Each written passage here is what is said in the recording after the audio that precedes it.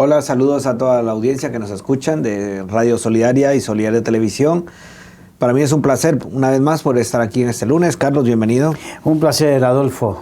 Y pues muy bien, empezamos y arrancamos este lunes con una nueva etapa, un nuevo tema, ¿verdad? Que sería el tabernáculo. El tabernáculo. Pero vamos a hacer una serie ahora con el tabernáculo, pero me gustaría aclarar que la Biblia habla de dos tabernáculos. Sí. El tabernáculo de David, pero nosotros vamos a hablar del tabernáculo de Moisés.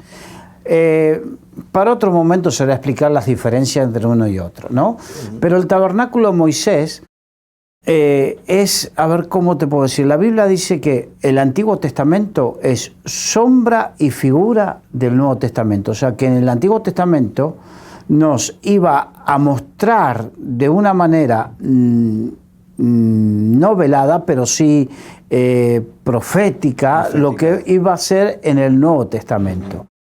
Entonces, el tabernáculo nos muestra a Cristo, a Jesús el Cristo. Sí. Nos habla de Él en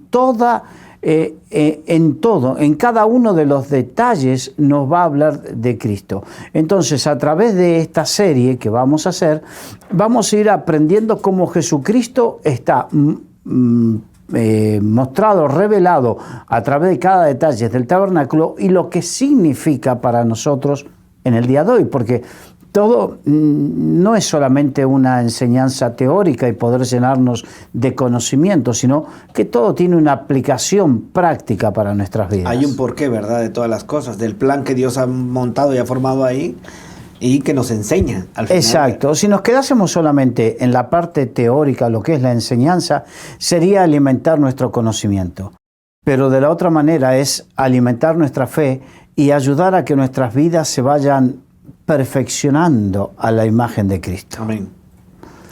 Bien, para saber qué es el tabernáculo, según la Biblia, esta nos enseña que fue un santuario terrenal que fue inspirado por Dios a Moisés, pero de tal manera que le dio todos los detalles en cuanto a dimensiones, materiales, formas en que se debía trabajar esos materiales, porque las cosas de Dios no son a cualquier forma. No.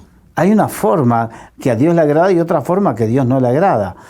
Y también hasta dio, porque era una tienda montada en el desierto y que después había que transportarla y había que transportarla de determinada manera, y creo que estamos viendo imágenes donde van a poder apreciar que es una tienda. Esto obviamente son recreaciones que los dibujantes han hecho en función de la interpretación de lo que dice la Biblia. Correcto. ¿No? Sí. No hay fotografías de eso. No. Evidentemente, son recreaciones, pero nos muestra que, y todo eso decía, había que transportarlo de una manera, no como de cualquier manera, ni por cualquier persona. Recordemos lo que pasó cuando se rescató el arca del pacto, sí, y que David mandó en sus buenas intenciones traerlo con un carro nuevo con bueyes que nunca habían sido utilizados, y que en un momento se estaba por caer el arca por un mal tropiezo y Usa quiso contenerla, sí, con toda su buena intención, y cayó fulminado. Y muchos podrán decir, ¿qué pasó? Es que no era la forma correcta. Dios había establecido y dejado prescripto cuál era la forma correcta de transportarla, la forma correcta de construirla, las dimensiones, los materiales y la forma correcta de transportarla. Podríamos decir que Dios es figura como es el arquitecto perfecto que hace las cosas a precisión, sí, porque al me final... gustaría más la palabra ingeniero para que no lo de arquitecto no se confunda con algunos que hablan del gran arquitecto del universo, ¿no? Bueno, sí.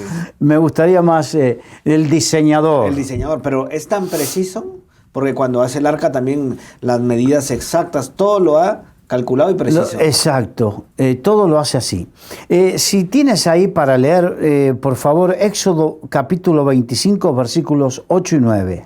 Y harán un santuario para mí, habitaré en medio de ellos, conforme a todo lo que yo te muestre. el diseño del tabernáculo y el diseño de todos sus utensilios, así lo haréis. Bien, aquí hay dos temas. El primero, aquí habla de que es un santuario, lo que dijimos al principio, ¿no? El tabernáculo es un santuario, un lugar donde Dios quería comunicarse y tener comunión con su pueblo. Sí. Y por el otro lado habla del diseño. Hasta el más mínimo de los utensilios fue diseñado por Dios.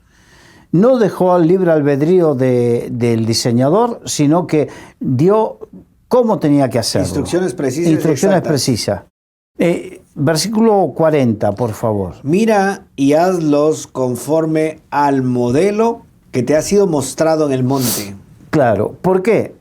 Recordemos, y esto es importante, cada vez que Dios se quería comunicar con Moisés y trasladarle mensajes al pueblo, lo llamaba al monte.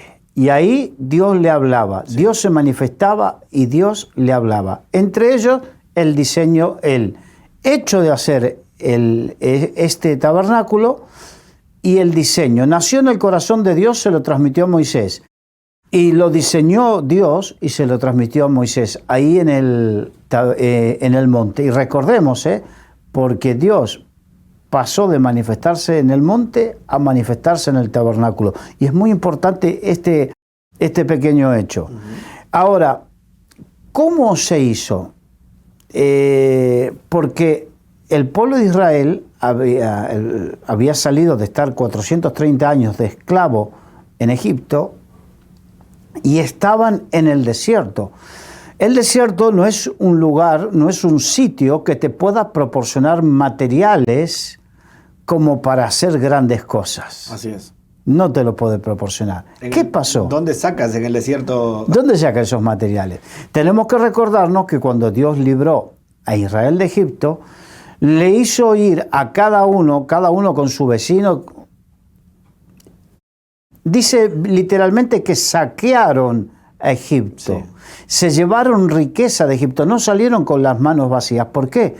Porque Dios les hizo, había sido tan grande la obra de Dios con las plagas en Egipto que el pueblo, con tal de que se vayan, les entregaba oro, plata, les entregaba pieles, les entregaba cosas. Entonces, porque recordemos, muchas de las cosas que eran de madera, pero eran revestidas en oro, el oro y la plata se utilizaban mucho en materiales y cosas costosas, y muchos se preguntarán, ¿de dónde salieron? Hay que recordar que Israel salió de Egipto de esta manera, que le entregaban tesoros y le entregaban cosas. Sí, recuerdo yo que leí una parte donde dice de que dio una gracia especial a las personas para que fueran a tocar las puertas y que pudieran darles todo ese material y todo lo que ellos pedían. Exacto. Entonces, lee Éxodo 25:2, por favor. Di a los hijos de Israel que tomen para mí ofrenda de todo varón que la diere de su voluntad, de corazón tomaréis mi ofrenda. Ahí es la forma en que se construyó el arca. Los materiales salieron ¿de qué? De ofrendas voluntarias. Dios llamó al pueblo a que voluntariamente, recuerden, todas las ofrendas tienen que ser voluntarias, porque a Dios no le interesa lo que damos de obligación. Nadie de obligación. Ni nadie de manipulado, porque muchas veces tú te puedes sentir presionado por el ejercicio manipulatorio de alguien a dar algo, y dice que cada uno dé conforme a lo que propuso en su corazón. Sí. Entonces, a Dios lo que le interesa no es cuánto das, sino cómo lo das. Esa actitud de corazón voluntaria. La actitud. Y la ofrenda, porque estamos en este tema, lo hablamos, es el termómetro del corazón. Dios testea a través de esa forma cómo está tu corazón. Porque tú das si quieres, nadie te presiona. Sí. Entonces, si tu corazón está con fe, tú das alegremente y espontáneamente y das de corazón. Sí. Ahora, si tu fe es donde esté tu tesoro, allí está tu corazón. Así es. Es muy simple. Sí. Entonces, aquí el pueblo de Israel estaba con ese ánimo y esa fe que dio tanto que hasta el Señor tuvo que decir, no, ya basta, es más que suficiente, no den más. Tuvo que parar la ofrenda. Mira. Hay quienes no paran de pedirla, que es otra cosa muy diferente, sí. ¿No? Entonces, no digo que está mal pedir una ofrenda, pero no nos dejemos manipular, sino que aprendamos a dar de corazón, y los que ministramos la ofrenda, aprendamos a que sea el Espíritu Santo el que convenza a la gente a dar, y que Él juzgará verdaderamente quién da en abundancia y quién no. Sí. Porque no es lo mismo la abundancia para unos para con otros. Ya el Señor lo enseñó con la parábola del rico y la mujer y la viuda que dio dos blancas. Pobre, sí. Ahí ya lo mostró, ¿no? Ahora, saliendo al tema de la ofrenda, ¿cuál era el propósito de Dios de mandar construir este tabernáculo? Porque todo tiene un propósito, sí. No es algo caprichoso. Si tienes ahí Éxodo 25:8.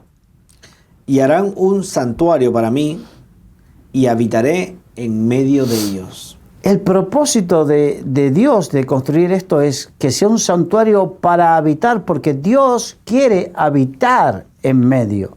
Y ahora vamos a comenzar a entender la parte profética. ¿Por qué? Hace pocos días atrás, el pueblo judío festejó la fiesta de Sukkot. Nosotros tenemos la mala interpretación de que Jesús nació en Navidad, el 25 de diciembre, y no. Sí. Jesús verdaderamente nació, no pudo haber nacido nunca en Navidad, no vamos a entrar en ese tema, quizás para la época de Navidad hablaremos. Nació aproximadamente en la coincidencia de Sukkot, porque la fiesta de Sukkot o de los tabernáculos habla de la presencia, un pueblo agradecido y la presencia, y dice que cuando Dios, Emmanuel, Dios con nosotros, se habla de que Dios tabernaculó, o sea, se hizo presente y habitó en medio, ¿no? Sí. Entonces, lo profético en el Antiguo Testamento se muestra en el Nuevo Testamento, en Jesucristo, que Él vino a habitar y morar en medio de nosotros. Dios se hizo hombre en medio nuestro. Aquí Dios mandó construir un tabernáculo para manifestarse en medio de su pueblo. Así es. Primer punto, ¿no? Ahora, este tabernáculo era conocido como el tabernáculo de reunión. ¿Por qué? Cuando Dios llamaba al pueblo y lo convocaba, no lo convocaba en cualquier sitio, lo convocaba alrededor del tabernáculo de reunión. Por unas cuestiones de dimensiones, las dimensiones del tabernáculo, que no eran muy grandes, ya en próximos programas entraremos más en detalle sobre esto. Y el pueblo de Israel, el que salió de Egipto, eran más de 500.000 de personas, sin contar mujeres y niños. Entonces, estamos, en verdad, por una cuestión de dimensiones, no pueden entrar todos allí. Entonces, pero se reunían alrededor del tabernáculo, porque Dios se manifestaba allí. Al tabernáculo entraba Moisés, y después Dios estableció a la tribu de Leví, a los descendientes de Aarón y a la tribu de Leví como los sacerdotes que vayan y entren y hagan su labor en el tabernáculo en distintas instancias, ¿no? Ya vamos a entrar en todo eso. Así que ahí era donde en el tabernáculo, donde Dios había pedido, porque ahí se hacían los sacrificios. Sí. Los sacrificios para expiación de los pecados. Pero había distintos tipos de sacrificios. Había sacrificios que eran por el pueblo y había sacrificios que eran por la familia, por las personas, cada uno. Y cada tipo de sacrificio tenía un tipo de animal, ¿no? Uh-huh. Y ahora vamos, si tienes ahí para leer, Levíticos del capítulo 4, versículos 13 al 15. Si toda la congregación de Israel hubiere errado y el hierro estuviere oculto a los ojos del pueblo, y hubiere hecho algo contra alguno de los mandamientos de Jehová, en cosas que no se han de hacer, y fueren culpables, luego que llegue a ser conocido el pecado que cometieren, la congregación ofrecerá un becerro con expiación, un becerro por expiación, dice, y lo traerán delante del tabernáculo de reunión, y los ancianos de la congregación pondrán sus manos sobre la cabeza del becerro delante de Jehová, y en la presencia de Jehová degollarán aquel becerro. Les había dicho que había distintos tipos de sacrificios, ¿no? Aquí habla del pecado congregacional, del pecado del pueblo. Sí. Entonces, para expiación de ese pecado, era un becerro el que se sacrificaba. Para otros era distintos animales, generalmente era un cordero. Acuérdense de lo del cordero.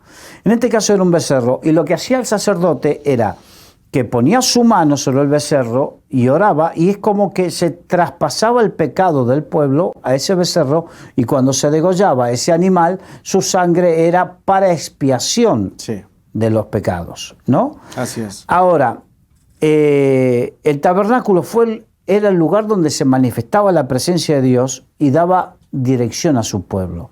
Levíticos 9:23. Y entraron Moisés y Aarón en el tabernáculo de reunión, y salieron y bendijeron al pueblo, y la gloria de Jehová se apareció a todo el pueblo. Allí en el tabernáculo comenzó a manifestarse. Fíjate que primero habíamos hablado que Dios llamaba para manifestarse a Moisés que se suba al monte. Sí. Y el pueblo esperaba abajo. Aquí ya Dios dejó el monte y comenzó a manifestarse en el tabernáculo. Y ahí estaba Moisés, Aarón y los sacerdotes que Dios había constituido, sí, y el pueblo alrededor. Ya no se manifestaba en el monte, ahora se manifestaba en el tabernáculo. Sí. Entonces, el propósito de Dios era manifestarse más cercanamente al pueblo. Dios es un Dios cercano, no es un Dios lejano. No. Es cercano a su pueblo, es cercano a los que le buscan. Que me encanta esto. Eso dice su palabra, sí. Sí, sí. Lee, por favor, Éxodo 33, 9 al 11. Cuando Moisés entraba en el tabernáculo, la columna de nube descendía y se ponía a la puerta del tabernáculo. Y Jehová hablaba con Moisés. Y viendo todo el pueblo, la columna de nube que estaba en la puerta del tabernáculo, se levantaba cada uno a la puerta de su tienda y adoraba. Y hablaba Jehová a Moisés cara a cara, como habla cualquiera a su compañero. Y él volvía al campamento, pero el joven Josué, hijo de Nun, su servidor, nunca se apartaba de en medio del tabernáculo. Bien, estaba el tabernáculo que se montaba como Dios había dicho. Ahora, nadie acampaba donde quería. Había 12 tribus y cada tribu tenía distintas cabezas de familia. Entonces nadie acampaba donde quería. Cada uno con su tribu. Y cada tribu acampaba en un lugar que había sido previamente asignado por Dios. Nadie hacía lo que quería. Una buena organización. Una buena organización, porque Dios es un Dios que organiza y deja la logística organizada y todo. Si alguien quiere aprender de logística, tiene que leer todo esto y va a aprender cómo Dios sustentó y organizó logísticamente a más de 500.000 de personas en el desierto. Sin ordenadores, sin GPS, sin nada. Ahora, y cuando Dios se manifestaba, todos estaban mirando hacia el tabernáculo y podían verlo, cada uno desde la puerta de su tienda. Sí. Y allí se postraban y adoraban. Adoraban, eso dice. Por eso es importante saber que cada uno estaba en el sitio asignado. Y qué importante es estar en el sitio que Dios le dio a cada uno, ¿no? Sí. Dios tiene un sitio para cada uno, un lugar, una tarea, que Dios te encuentre en el sitio que Dios quiere para ti. Así es. Y allí adorando al Señor. ¿Qué es lo que dice la palabra? Todos adoraban. Exacto. Lee, por favor, Éxodo 40:34. Entonces una nube cubrió el tabernáculo de reunión, y la gloria de Jehová se llenó el tabernáculo. ¡Wow! El tabernáculo era el lugar donde se manifestaba la gloria, la presencia del Señor. ¡Qué importante! Interesante. Números 26. Y se fueron Moisés y Aarón de delante de la congregación de la puerta del tabernáculo de reunión, y se postraron sobre sus rostros, y la gloria de Jehová apareció sobre ellos. El tabernáculo de reunión era el lugar donde iban, se postraban, adoraban y se manifestaba la gloria del Señor. ¡Qué bonito! ¡Qué bonito! Ahora, vamos a qué simboliza en sí el tabernáculo. Porque el tabernáculo fue el método que Dios utilizó para enseñar a Israel algo.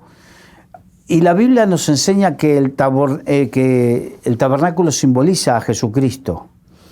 Y vamos a hablar de 3 temas. Podemos encontrar más, pero vamos a los 3 principales. 1, que Jesucristo es la puerta. Lee en Juan 10:9, por favor. Yo soy la puerta, y el que por mí entrare será salvo, y entrará y saldrá y hallará pastos. O sea, la puerta es el lugar de acceso. El tabernáculo tenía una puerta, y esa puerta es Jesucristo. Ahora, el punto número 2, que los vamos a ir desarrollando, el Cordero. Juan 1:29. El siguiente día vio Juan a Jesús, que venía a él, y dijo: He aquí el Cordero de Dios, que quita el pecado del mundo. En el tabernáculo se sacrificaban los corderos, perfectos, sin mancha, sin defecto, nada tenían malo.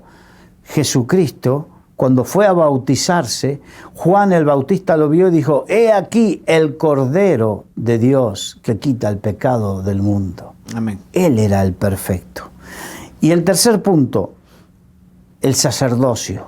Jesús como sumo sacerdote. Hebreos 3:1, por favor. Por tanto, hermanos santos, participantes del llamamiento celestial, considerad al apóstol y sumo sacerdote de nuestra profesión, Cristo Jesús. O sea que aquí está hablando de que en el tabernáculo había un sumo sacerdote, ¿no?, que entraba una vez al año. El sumo sacerdote se elegía dentro de la tribu sacerdotal. Había distintas familias y por cada familia se iba por sorteo, se elegía para cada año el sumo sacerdote. Eso lo explica la Biblia. Sí. Entonces, y ese sumo sacerdote entraba en el lugar santísimo una vez al año a ofrecer sacrificio. Entonces, el sumo sacerdote era importante. Era la función del sumo sacerdote, estar como mediador, ¿verdad?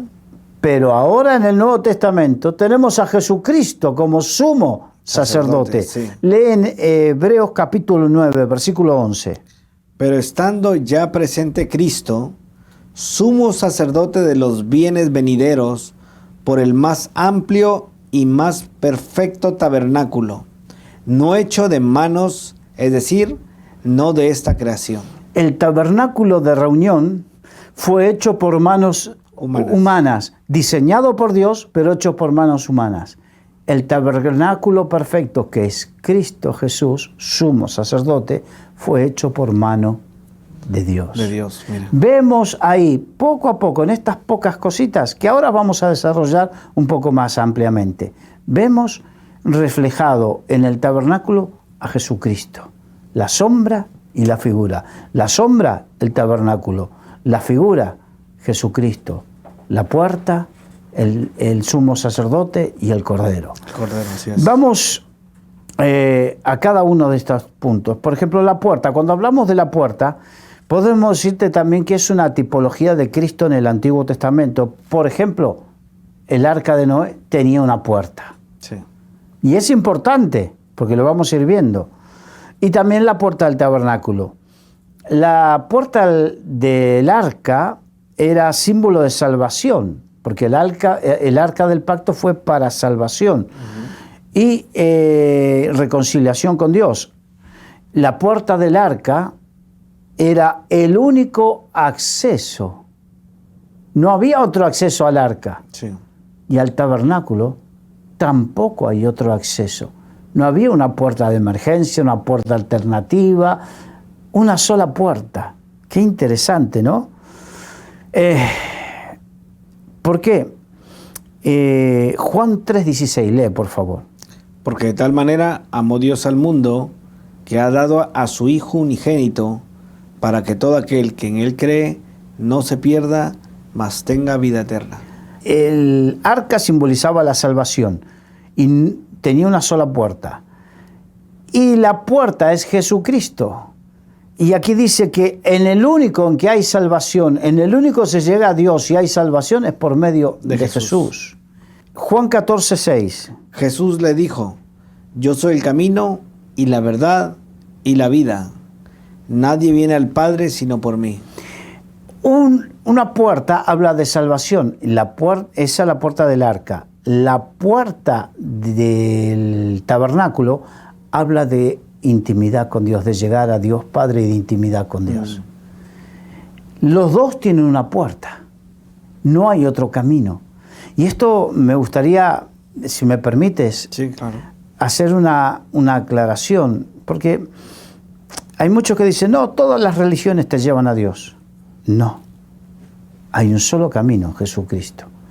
Y dentro del cristianismo hay muchos, por ejemplo, los católicos, con los cuales muchas veces marcamos ciertas diferencias, y esta es una diferencia que, con todo respeto, porque no quiero menospreciar ni dañar susceptibilidades ni creencias, pero sí manifestar lo que dice la Biblia, que aquí dice muy claramente que tanto para la salvación como para la comunión con Dios no hay puertas alternativas o doble puertas, una única, pura y exclusiva puerta. Sí. Jesucristo. Así es. No ninguna otra. Ninguna otra. Es muy importante tener esto en cuenta. Hechos 4:12. En ningún otro hay salvación, porque no hay otro nombre bajo el cielo dado a los hombres en que podamos ser salvos. ¿Más claro? Imposible. Sí. Y vamos a lo que dice el apóstol Pablo en Romanos 5:8-10. Mas Dios muestra su amor para con nosotros, en que siendo aún pecadores, Cristo murió por nosotros. Pues muchos más, estando ya justificados en su sangre, por él seremos salvos de la ira. Porque si siendo enemigos fuimos reconciliados con Dios por la muerte de su Hijo, mucho más, estando reconciliados, seremos salvos por su vida. Aquí tenemos el porqué. El único que pudo salvarnos y reconciliarnos con Dios es Jesucristo. Nadie tuvo ese cometido. El cometido por el cual Jesucristo vino aquí a la tierra es darnos salvación y reconciliarnos con Dios. Sí. Por eso no hay otra alternativa ni para la salvación ni para la comunión plena con Dios, sino es Jesucristo. Ahora, es interesante que en un momento Dios dijo que se cierre la puerta del arca. Sí. Y ya no hubo más salvación. Es importante que aprendamos y que nadie juegue, porque hay un momento donde Dios dice, basta, y se cierra la puerta. Sí. Dios es el que dice que Él abre puertas y nadie cierra. Cuando Dios abre una puerta, nadie la cierra. Pero cuando Él cierra, nadie la abre. Sí. Qué interesante, ¿no? Así es. ¿Por qué? Porque Jesucristo es la puerta. Y hay un momento donde se cerró la salvación en el mundo antiguo y todos perecieron por anegación. Y hay un momento donde se va a cerrar la salvación cuando llegue el momento de los juicios de Dios sobre esta tierra. Así que es. Ya hemos hablado en otra oportunidad. Sí. Ahora, esto nos enseña que nadie puede ir a Dios sin conocer a Jesucristo, y por lo tanto la Biblia nos muestra que la puerta, que es símbolo de Cristo, como único acceso a Dios. Vamos a hablar del Cordero. Jesucristo como el Cordero. Juan 1:29, lee por favor. El siguiente día vio Juan a Jesús que venía a él y dijo: He aquí el Cordero de Dios que quita el pecado del mundo. ¿Por qué dice el Cordero o uno de los corderos no dice? Porque cuando habla de él, habla de el único, exclusividad. Antes había muchos corderos, pero a partir de Jesucristo, uno solo era el Cordero. ¿Sí? Ahora, la referencia que hace de Cordero, hay algunos que pueden pensar porque el Cordero tiene una mansedumbre y el carácter de Cristo era manso. No está mal ese pensamiento, pero es más acertado pensar que el Cordero era, porque era un animal empleado para el sacrificio. Hay muchas referencias distintas a los sacrificios. Por ejemplo, ya el Cordero en sí. Vamos al Cordero de la Pascua. Éxodo capítulo 12, versículo 1 al 3. Habló Jehová a Moisés y a Aarón en la tierra de Egipto, diciendo: Este mes os será principio de meses. Para vosotros será este el primero de los meses del año. Hablad a toda la congregación de Israel, diciendo: En el 10 de este mes tomase cada uno un cordero según las familias de los padres, un cordero por familia. Estaba el pueblo de Israel a punto de ser liberado de la esclavitud de Egipto. Habían transcurrido 9 plagas. La 10ª, la plaga de los primogénitos, sí. Previamente Dios había establecido la Pascua judía, el Cordero Pascual, que era símbolo del Cordero que era Jesucristo. He aquí el Cordero de Dios que quita el pecado del mundo. Entonces, cuando sacrificaron el Cordero y cada familia lo comió, pintó con un hisopo, pintó el dintel de la puerta con la sangre de ese Cordero y el ángel de la muerte pasó de largo. Eso es símbolo de cómo con la sangre del Cordero que es Jesucristo sobre nuestras vidas, dice que el maligno no puede tocarnos, también tiene que pasar de largo. Sí. Eso es lo que simboliza. Y vamos a Lucas 22:7. Lucas 22:7. Llegó el día de los panes sin levadura, en el cual era necesario sacrificar el cordero de la Pascua. O sea, hablaba de un cordero pascual en el Antiguo Testamento, sí. En Éxodo. Aquí se estaba manifestando antes de que Jesucristo se manifieste, sea sacrificado, hablaba de un sacrificio pascual. Y vamos a 1 Corintios 5:7. Limpiaos, pues, de la vieja levadura, para que seáis nueva masa, sin levadura como sois, porque nuestra Pascua, que es Cristo, ya fue sacrificada por nosotros. La Pascua al principio era el Cordero Pascual. Sí. Ahora es Cristo, o sea, Jesucristo, nuestra Pascua, el Cordero que fue inmolado por cada uno de nosotros. Por eso, el Cordero que se sacrificaba era sombra y figura del Cordero que iba a ir a la cruz del Calvario por cada uno de nosotros. Así es. Ahora, veamos un poquito, solamente para ver el paralelismo que nos muestra en lo profético Isaías 53, 6 y 7. Todos nosotros nos descarriamos como ovejas, cada cual se apartó por su camino, mas Jehová cargó en él el pecado de todos nosotros. Angustiado él y afligido, no abrió su boca, como cordero fue llevado al matadero, y como oveja delante de sus trasquiladores, enmudeció y no abrió su boca. Ahí profetizó Isaías todo lo que vivió Jesucristo. O sea que Jesucristo verdaderamente se comportó y fue ese cordero. Todos los sacrificios del Antiguo Testamento, del sistema levítico, ¿no? Sí. Cuando se habla de sacrificios levíticos eran porque eran los levitas los que se encargaban de eso. Sí. Eran símbolo o sombra y figura del sacrificio definitivo que iba a ser en la cruz del Calvario, como hemos visto. Mientras en el Antiguo Testamento había varios animales y muchos sacrificios, en el Nuevo Testamento hay uno solo. Antiguo Testamento no quitaba, los sacrificios del Antiguo Testamento no quitaban el pecado, los tapaban. Pero el sacrificio de Jesús quita el pecado. Hay una diferencia. No lo tapa, lo quita, lo remueve. Por eso es más perfecto, nuestra Pascua, que es Cristo, es más perfecta que la antigua. Sí. Vamos a Hebreos 10:4.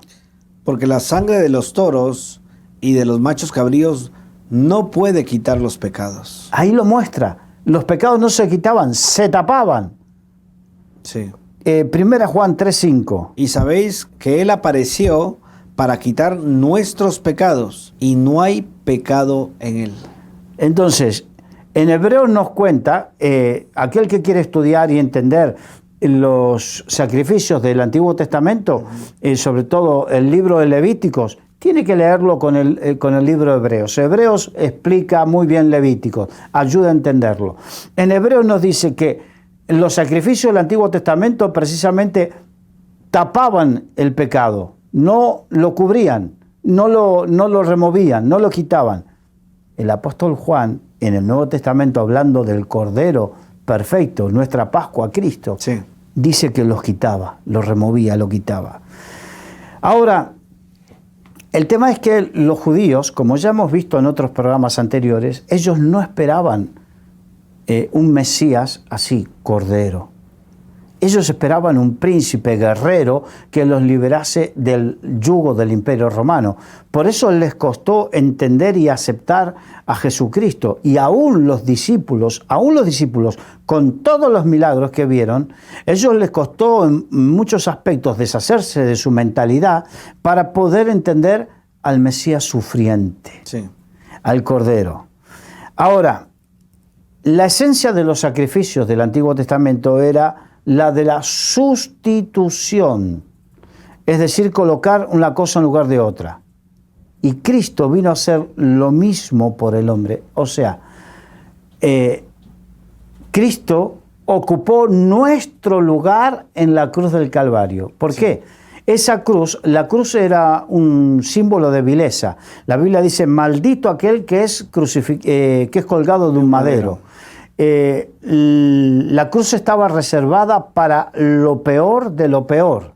Era la peor muerte era la muerte de cruz, porque aparte de dolorosa, era vil en su concepción.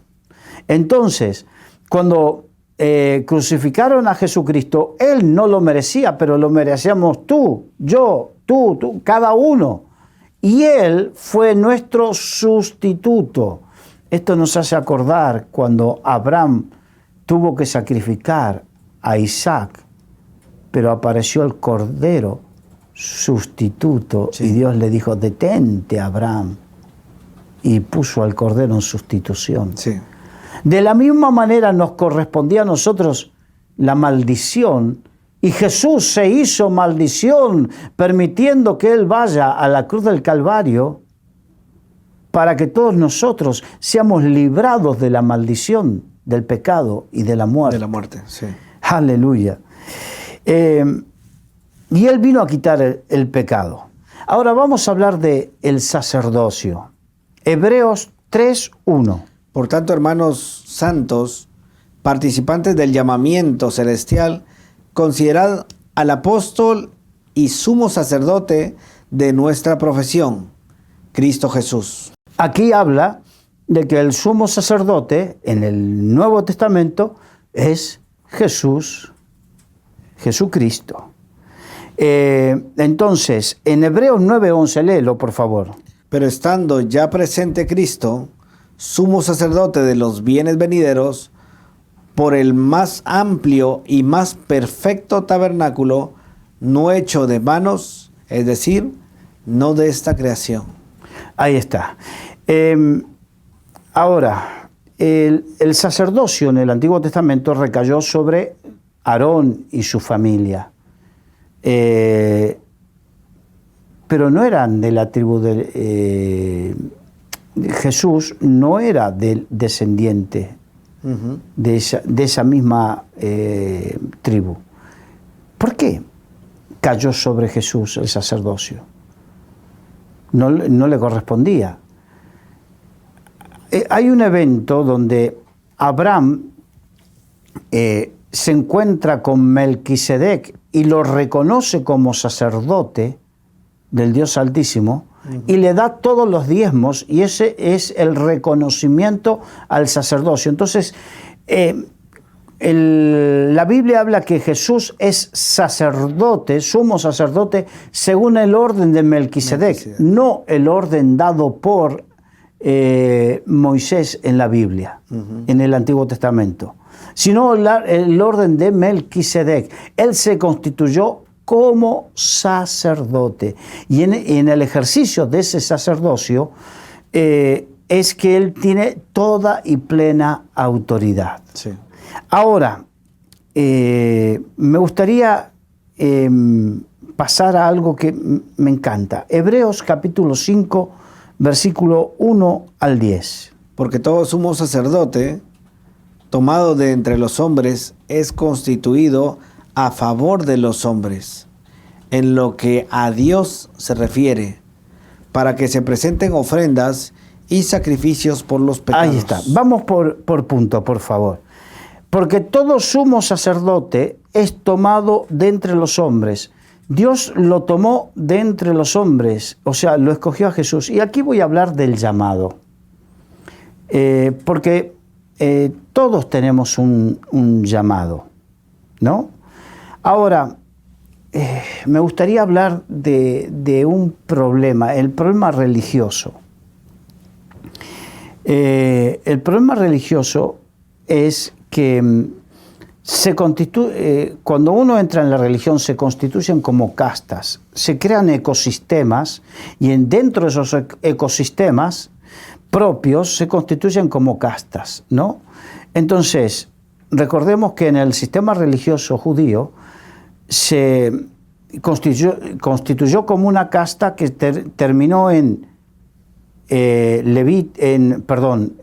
fariseos, saduceos, escribas, que eran sectas que ellos se creían por encima del resto del pueblo. De los demás, sí. Recordemos cuando un joven que había nacido ciego de nacimiento y Jesucristo lo sanó, y los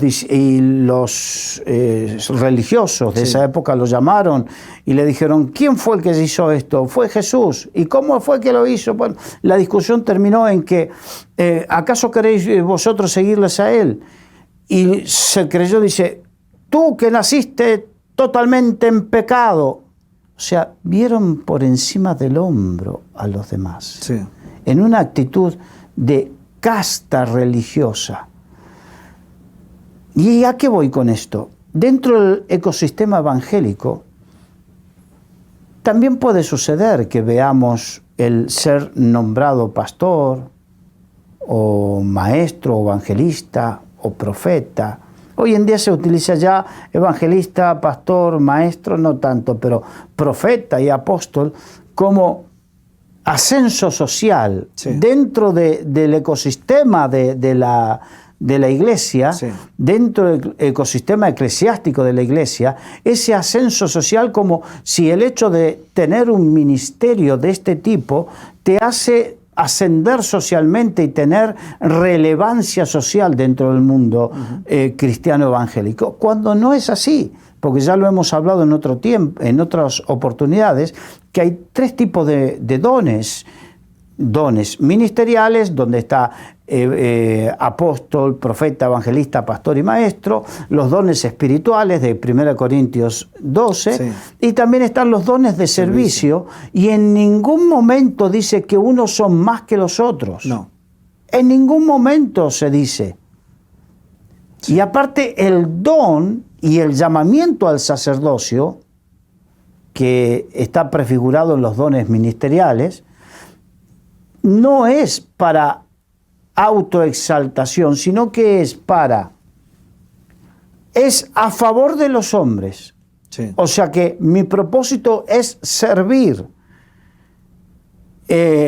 para presentar ofrendas y sacrificios por los pecados, o sea, interceder, pedir perdón delante de Dios por ellos. Que esa era la función de los sacerdotes en aquel tiempo. Exacto. Y dice: y presentar ofrendas y sacrificios por los pecados. Es tener el corazón que sufre, el corazón que llora, no el corazón que se pone en una posición de... Un corazón altivo. Voy llegando a la meta. Lamentablemente hay gente, y esto hay que prestar atención, porque Dios es el que pone el llamado, Dios es el que toma dentro del pueblo aquellos hombres que elige. Cuando hablo hombres y mujeres, porque también hay mujeres que tienen ciertos dones y Dios es el que reparte como quiere, cuando quiere y a quien quiere. Y a quien quiere. No voy a... Simplemente aclaro esto porque a veces se puede algunos sentir como que se deja a la mujer de lado y no es así. Simplemente el buen uso del idioma español hace que se hable en forma genérica y es aceptado por la Real Academia Española. Entonces, el tema es que Dios es el que llama, no es uno que se promociona, ni que no es como el que dice, yo quiero ser arquitecto y estudio para ser arquitecto. Uh-huh.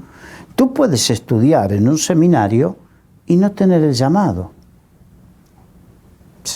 Pues sí. Tú puedes hacer y no tener el llamado de parte de Dios. Y Dios respalda a los que llama. Uh-huh.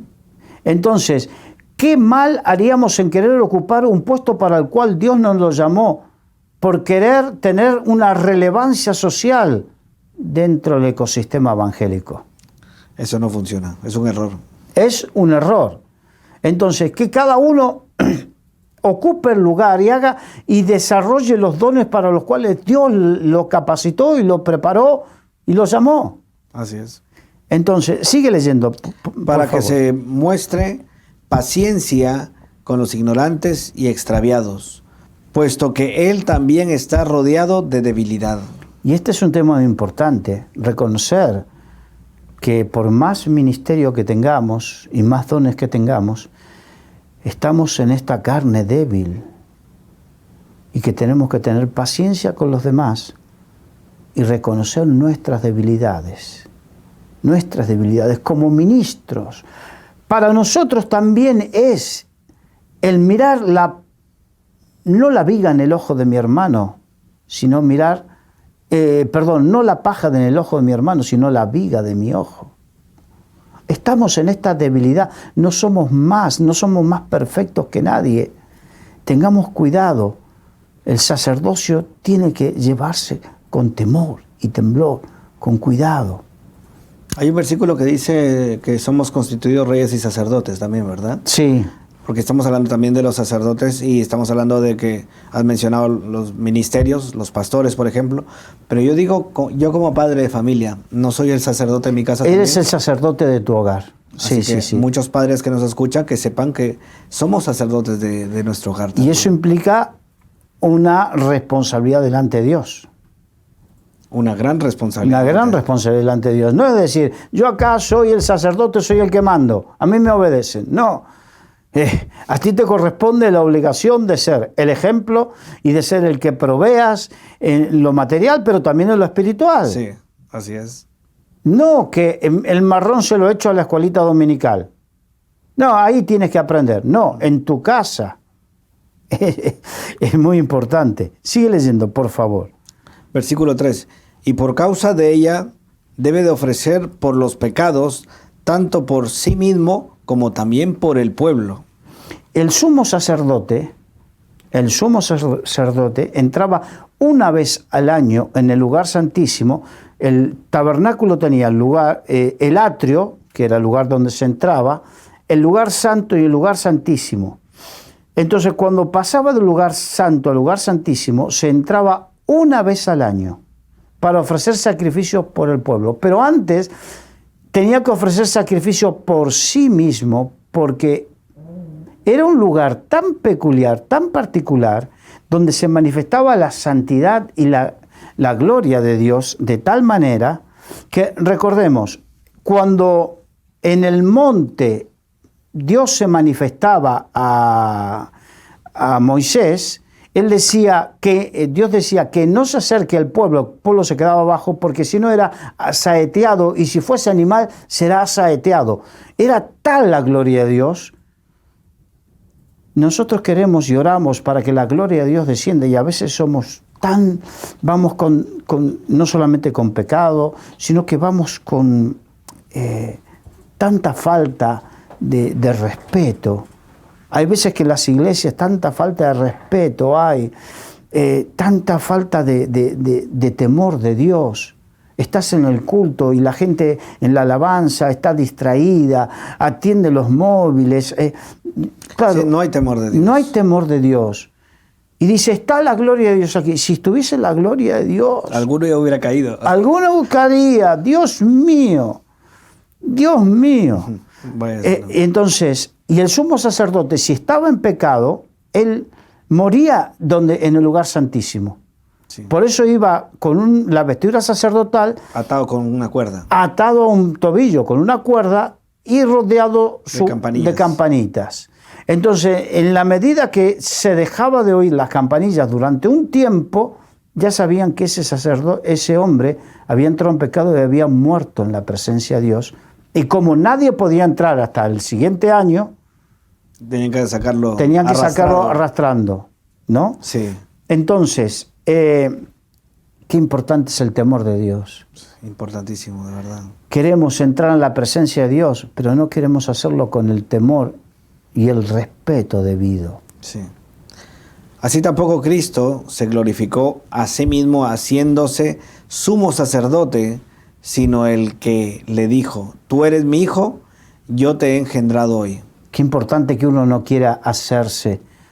Yo quiero ser apóstol, yo quiero ser pastor, yo quiero ser siervo de Dios en el lugar donde Dios me ponga. Y si Dios me quiere constituir como pastor o como apóstol, que sea Dios, pero no yo. Claro. Como también dice en otro lugar, tú eres sacerdote para siempre, según el orden de Melquisedec. Y Cristo, en los días de su carne, ofreciendo ruegos y súplicas con gran clamor y lágrimas al que le podía librar de la muerte, fue oído a causa de su temor reverente. Dios oye cuando hay temor reverente. ¿Cuántas veces podemos hacer cosas, pero no hay temor reverente y Dios no oye? Sí. Dice, y aunque era hijo, por lo que padeció, aprendió la obediencia, y habiendo sido perfeccionado, vino a ser autor de eterna salvación para todos los que le obedecen. Y fue declarado por Dios sumo sacerdote según el orden de Melquisedec. Jesús fue llamado y por cuanto padeció aprendió obediencia y fue perfeccionado. Si Jesús, que no tenía pecado, tuvo que pasar por eso, ¿cuánto más nosotros? Por eso es que Dios es el que llama al ministerio. Llama y al que llama trata con él. Y en ese trato muchas veces tenemos que padecer, porque en ese padecimiento aprendemos obediencia y somos perfeccionados. Qué triste que es un ministro que no fue tratado por Dios.